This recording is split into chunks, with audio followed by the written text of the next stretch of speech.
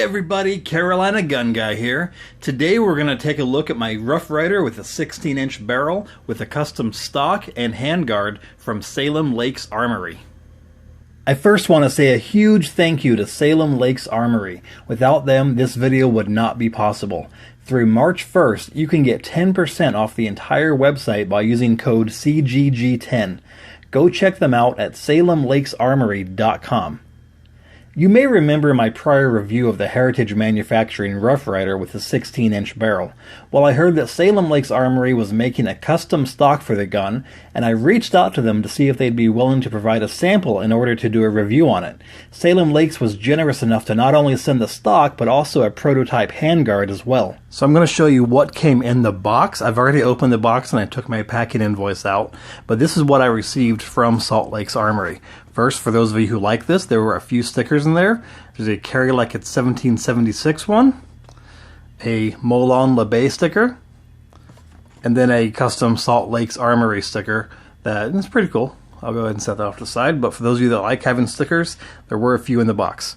Now, bringing out the next item, this is the maple stock for the Rough Rider. You can see I have my Rough Rider back there.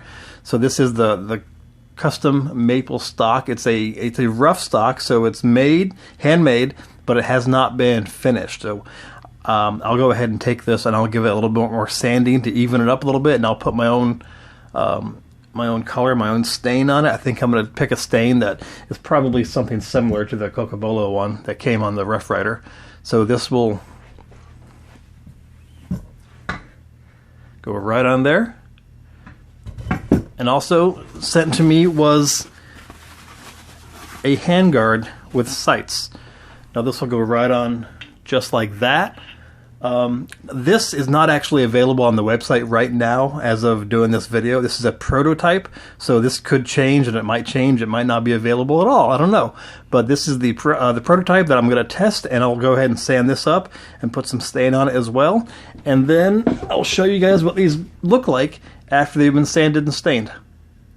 I meant to get a video at different stages of preparation, but I kind of got too excited about working on it and just went for it.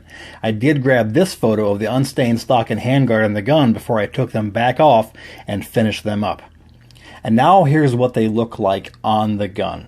I may have missed a few spots when staining, but I put a single layer of Minwax red mahogany stain on, and I followed that with 4 coats of polyurethane, which I think is just enough to give it a nice shine and a protective finish.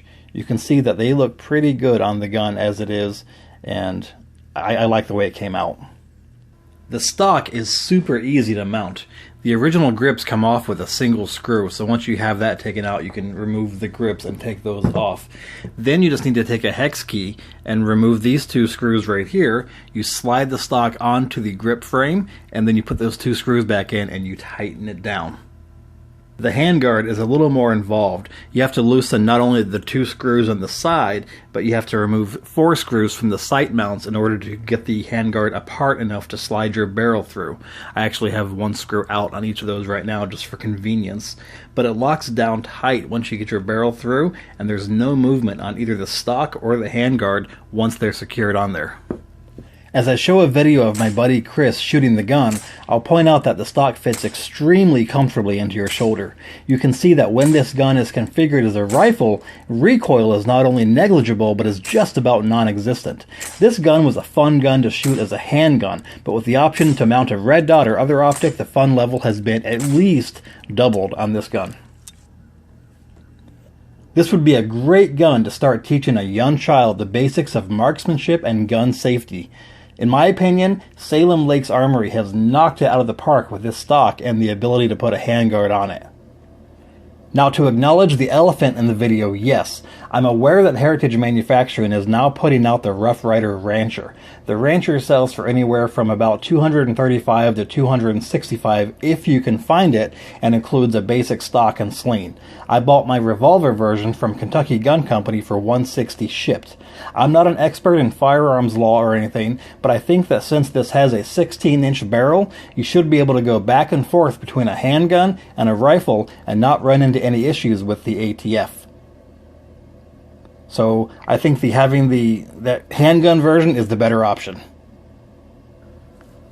So that's it, guys. Again, I encourage you to go check out Salem Lakes Armory's website, and remember that you get 10% off the entire site until March 1st using code CGG10. I'll put a link to the site in a pinned comment below. Thanks for watching, and let me know if any of you decide to convert your Rough Rider into a rifle and what you think of it. Take care, and God bless.